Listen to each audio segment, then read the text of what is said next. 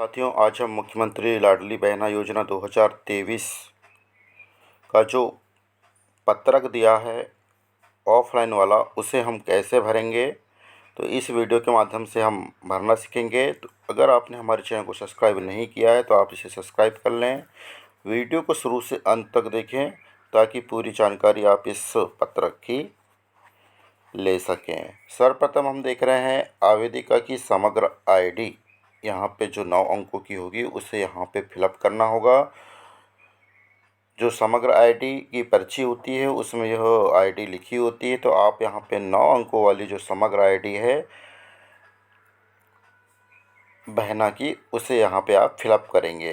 फिर आधार नंबर, जो बहना का आधार नंबर होगा 12 अंकों का, उसे आपको यहाँ पे लिखना होगा।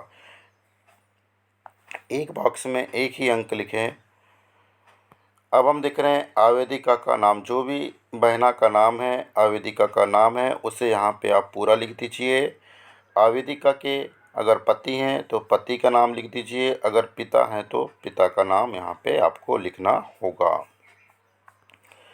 5वां नंबर कह रहा है जन्म तिथि, तो यहाँ पे आप जो जन्म तिथि है, जिस दिनांक को जन्म हुआ है, जिस माह को जन्म हुआ है और जिस वर्ष जन्म हुआ है, इस तरह हम यहाँ पे जानकारी को भरेंगे। अब है आवेदिका का पता, तो आवेदिका जहाँ पे निवासरत है उसका यहाँ पे पता आ जाएगा। जैसे गांव में रहती है तो यहाँ हम गांव का नाम लिख देंगे।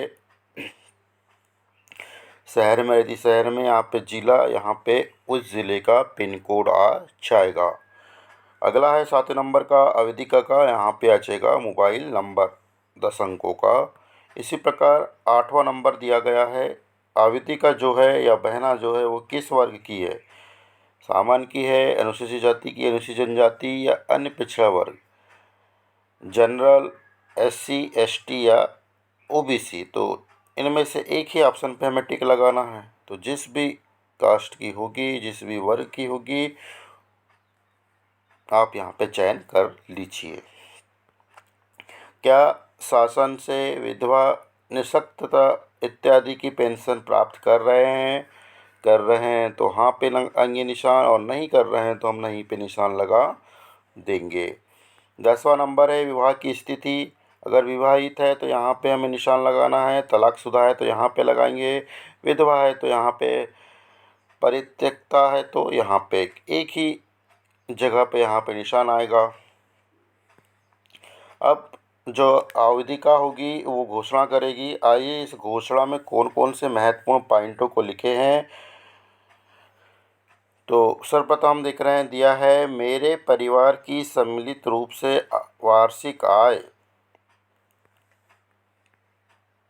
2.50 लाख रुपए से कम है, मतलब लगभग 3 लाख रुपए से कम। तो यहाँ पे हम होगी तो आप यहाँ पे सही का निशान लगा दीजिए। फिर है मैं स्वयं या मेरे परिवार का कोई भी सदस्य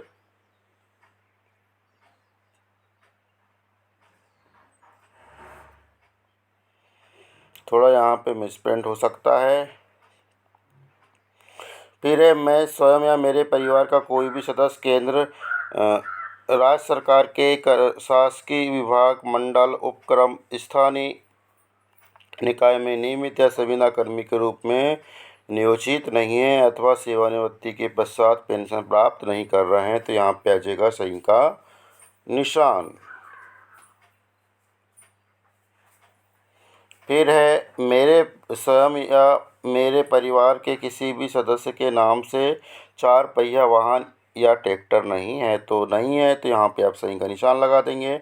मेरे परिवार के पास सम्मिलित रूप से 5 एकड़ से अधिक की भूमि नहीं है, तो नहीं होगी तो यहाँ पे आप सही का निशान लगा दीजिए।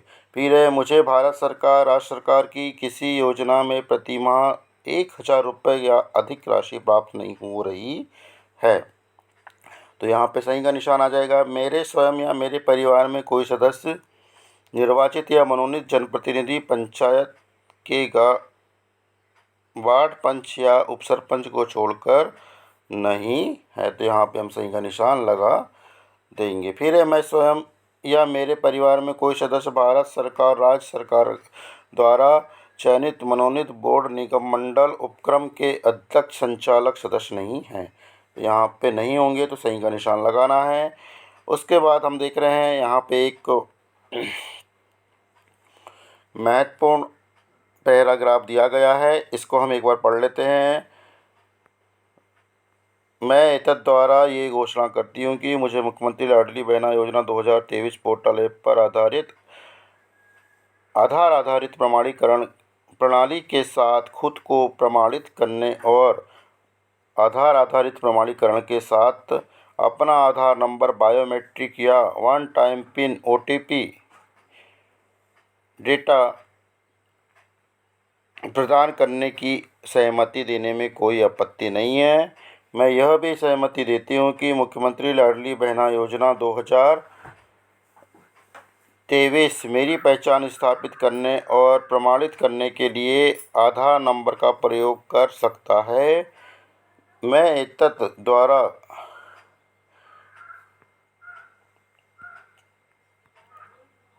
केवल सरकारी सेवाएं और या सरकारी योजनाओं की लाभों को प्राप्त करने के उद्देश्य से